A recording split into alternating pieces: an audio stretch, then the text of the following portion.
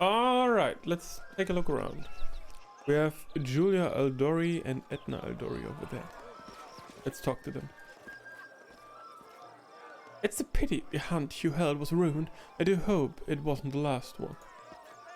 A pleasure to meet you, Your Highness. Congratulations on your coronation. Oh, loot. Just booze.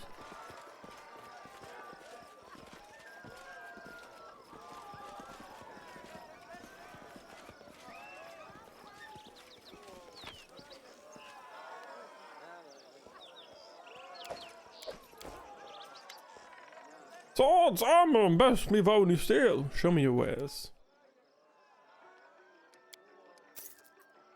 We offer him the stuff we just looted from his boxes. Well, in due time. It's a fairly big map.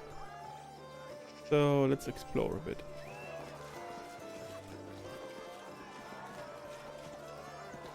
Carnival. The gnome's yellow bloodshot eyes scan the faces in the room nervously.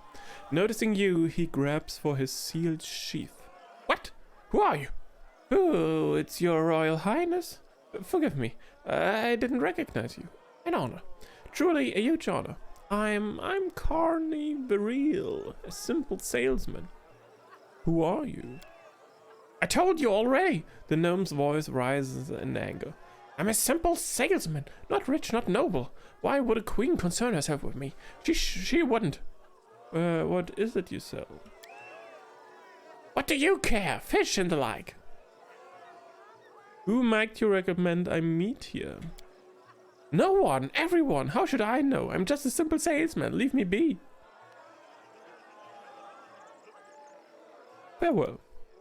Yes, yes, Your Highness. A great honor. Go have fun.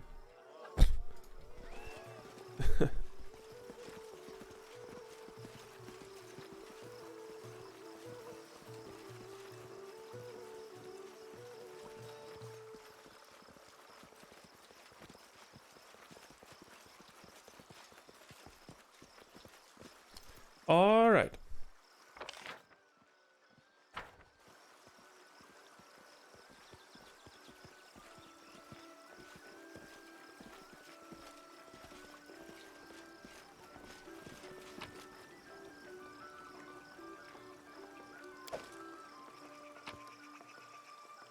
The path of splendid glory.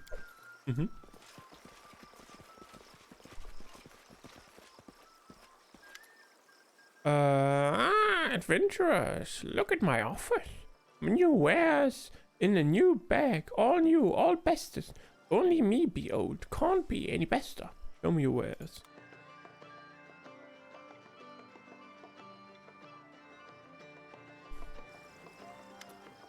What are you doing here? You know, no? Tell us, beware, fair be. No one be calling us. We come here, the buying is. We be professional traders. Okay.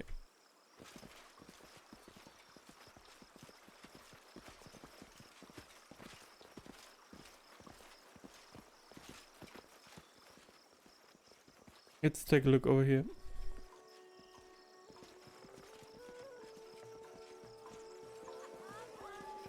Palmarian and who was the other guy?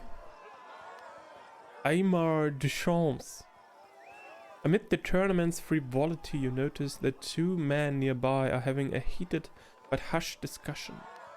One wears flashy clothing fit for an entertainer, whereas the other wears the steel armor and red cloak of Pitarch's guards. It's difficult to hear what they are saying.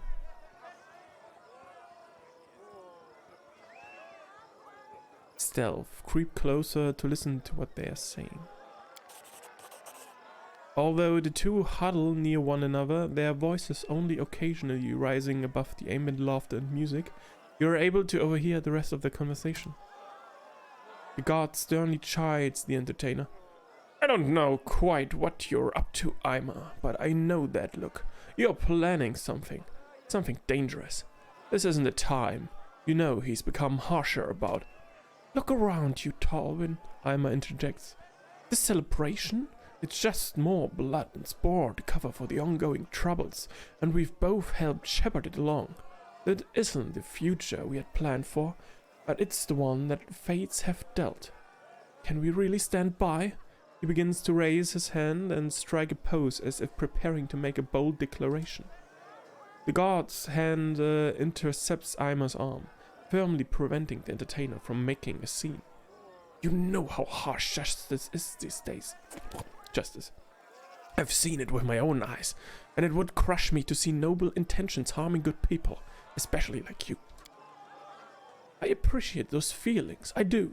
Ima gently removes Talwyn's hand from his arm. But what Pitarchs needs now is action, and I intend to act. The entertainer looks up, spots you, and smiles as Talwyn frowns and sadly walks away. It's a rare day that life emulates screenplays, Your Highness. Could it be that heroes have arrived in the people's time of need? Oh, heroism. That's exactly what we do. See that symbol on his clothing? That marks him as a member of the Red Crescent Theatre in Pitarchs. A fellow artist. She eagerly extracts her journal. Imagine the stories we could write together. What seems to be the problem? I first arrived here 5 years ago, answering King Aravetti's call for the artists and actors to make Pitarchs a new crucible for the arts. Admittedly, the king dedicated plenty of money to building new theaters and schools.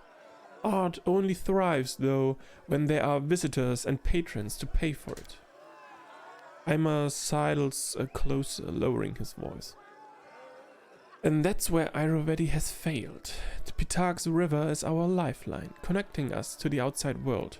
River pirates know it, and they prey upon incoming travelers. You might think the king would thwart these pirates and defend his people, but no. He's only sent escorts to protect key shipments, leaving everyone else to the pirates' depredations. This tournament? It hides how we suffer from the king's inaction. 1 second.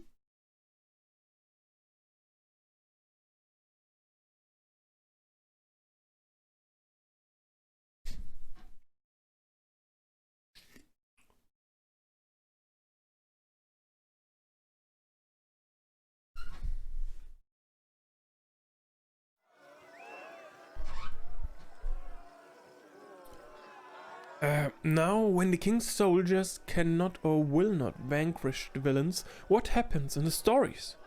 He winks and gestures knowingly. That's right, heroes step in. Numerous victims have told me of the attacks, and I've pieced together the approximate location of the pirates' camp. If you can ambush and defeat them, traffic will flow, commerce will thrive, and you'll command the adoration of the boatmen, dock workers, artists, and more. Naturally, I'm prepared to write a play, dramatizing your exploits. What do you say? Before I accept, I have questions. The wisest protagonist always has questions. What would you like to know? How many pirates are out there? It varies by the report.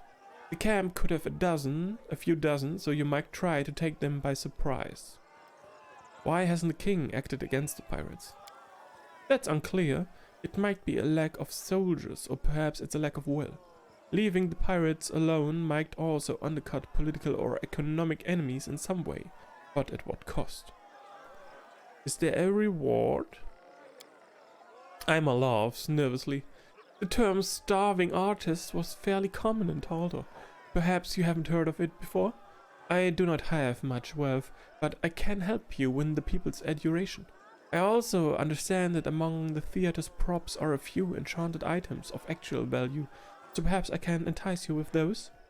I know enough to make my decision. What will it be? I'm always ready to thwart river pirates, I accept.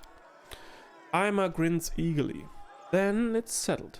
I'll write down the directions real quick, and when you're done, you meet me in Pitarchs so I can hear your account.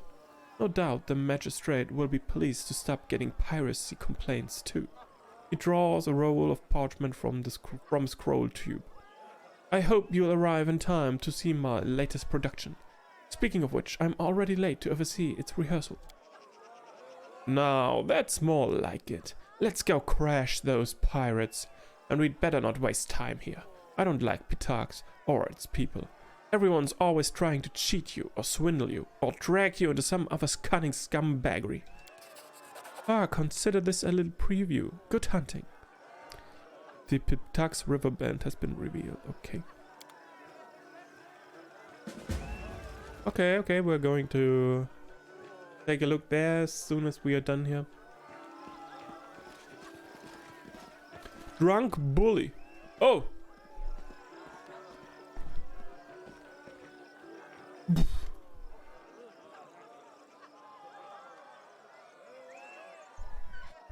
A young man staggers toward you, his expensive doublet wet with wine. As he passes, he brushes shoulders with you and starts yelling, his breath rank with alcohol. Watch yourself! Who do you think you are, you pig? You trampled on my foot and ruined my doublet. I'm gonna demand satisfaction. A bluff, maybe? A stealth?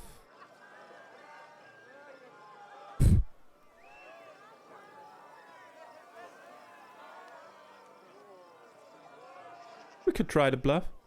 Why, isn't that enemy Belvara herself over there? And it looks like she's calling you. Succeed. What? Really? Where?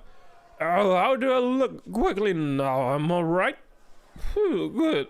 Enemy in my joy, I'll be right there. Okay. One fight averted, okay. Another trader, lots of traders here, But best wares on the river. Don't waste time asking where they're from. Get these deals while they last. Show me your wares. No bags of holding as well. I'm mighty disappointed. Okay. I'm there.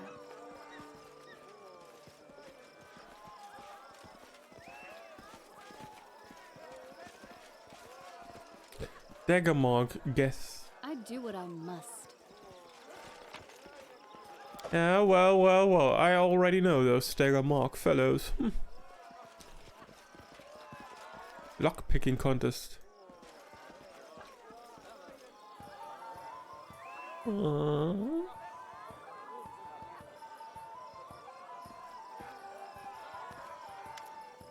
Test your finesse against the finest dwarven locksmithing. Crack the lock, get the prize. Who'll challenge the best dwarven locks of the 5 Kings Mountains? What's going on? Do you know your way around a lockpick? Why not show off your skills? Here, we have 3 chests, bound with the finest dwarven locks straight from Highhelm. 1 attempt is 500 gold. Open 1 lock, you get some of your money back. 2 locks, and you get back more than you paid. Open all 3, and you get the grand prize. We can try. But we don't have to pick the locks with her, right? We can take Lindsay, right? I'll try to pick the locks. Splendid! Come, the table's right here. I wish you the best of luck.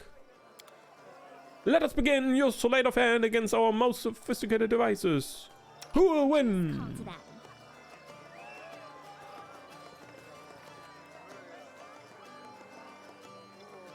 Cool. The first lock is open. Congratulations. But can you open the second? It's just not my lucky day. Ah, god damn it, Lindsay! Babson, hello there. She rolled a 6. Oh, at least he is a 36. Holy shit. Okay. It's not that easy.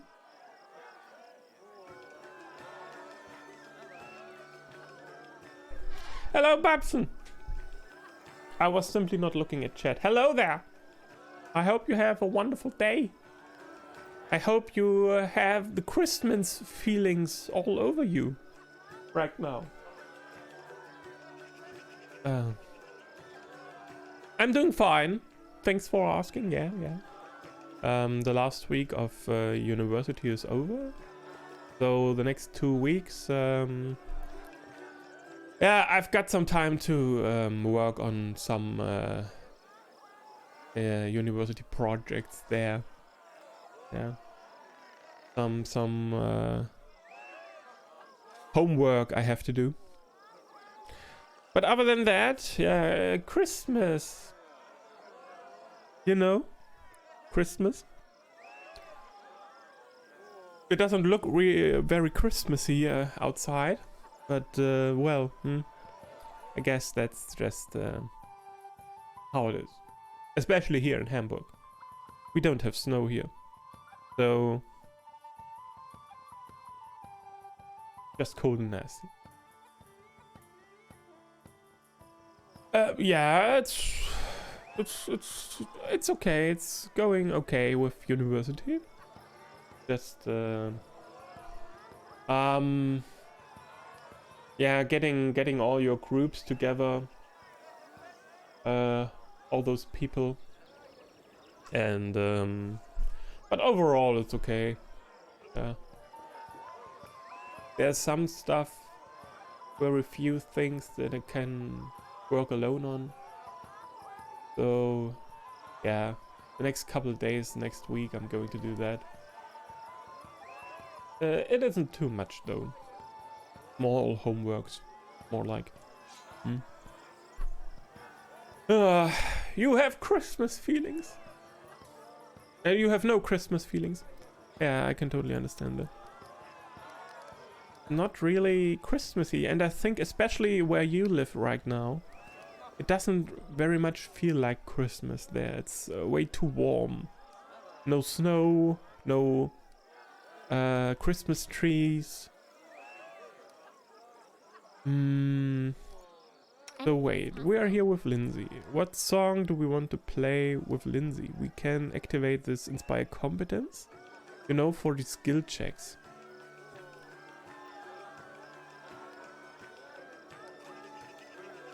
Can she inspire herself with this? Wait.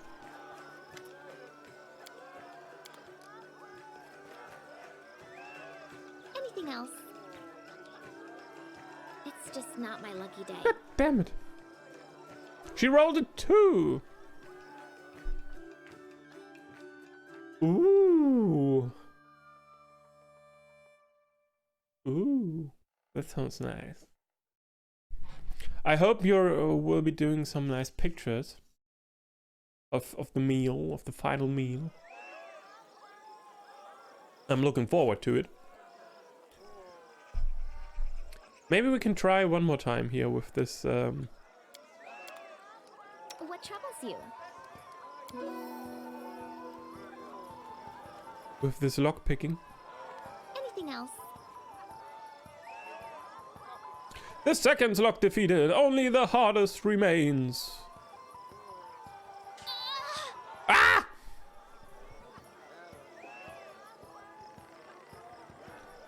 Holy shit.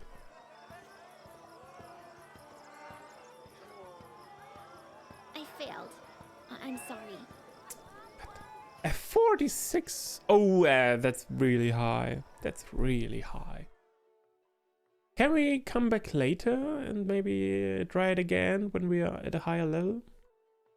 It's too bad I left all my trickery stuff on Knock Knock. I haven't really expected such a trickery challenge here. Nice, Babs, nice. I'm really looking forward to it. Who's this one? Walsh Calloway. Those pirates are a plague on Pitax. Let's talk to this guy then.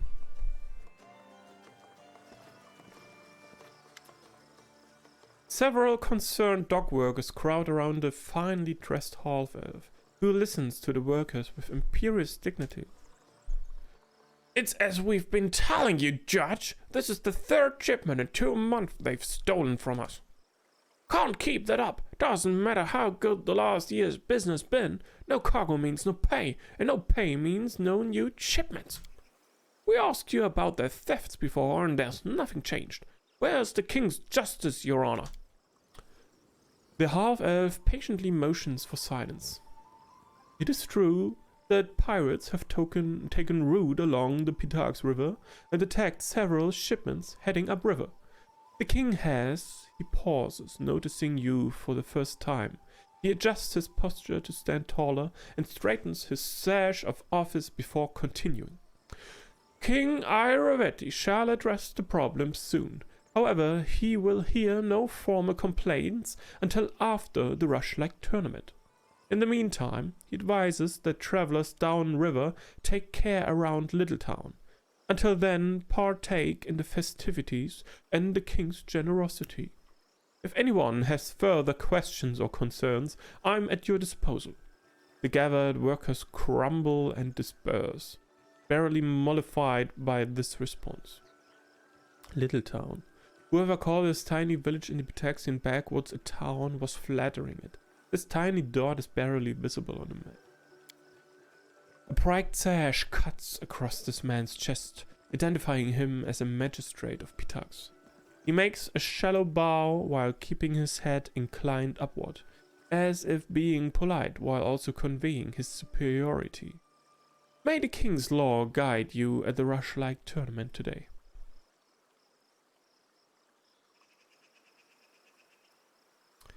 I overheard you talking about stolen shipments. Is there a problem?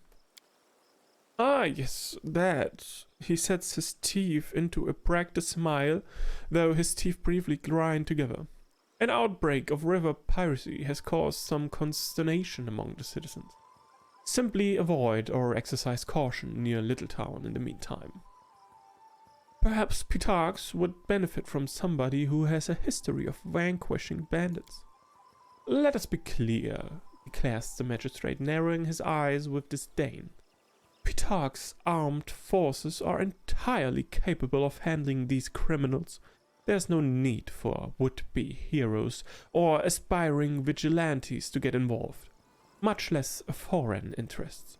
I recommend enjoying the rest of the festival.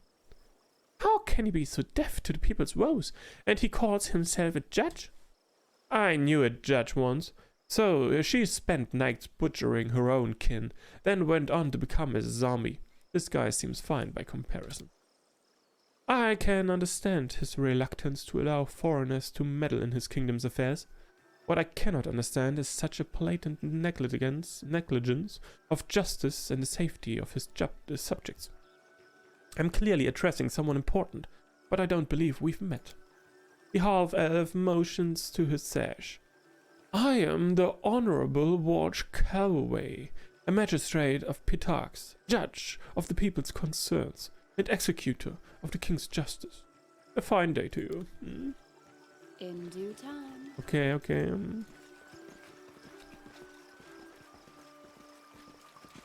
So, moving on.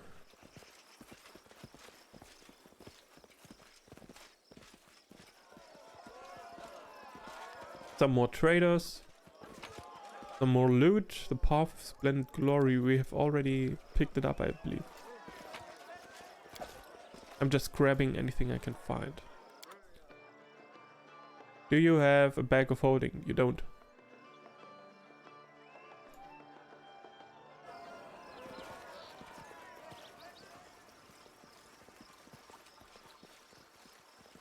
Hey. I'm there. The map ends here, okay. Let's explore the edges. Ooh, a box. Let's see what's in it. It's just not my What lucky day. the hell, Lindsay? She rolled 3. A 35 DC. Oh, okay, it's not too easy. Not too easy.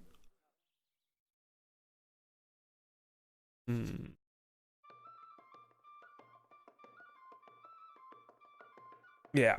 I didn't expect that high skill checks here. I failed. I'm sorry.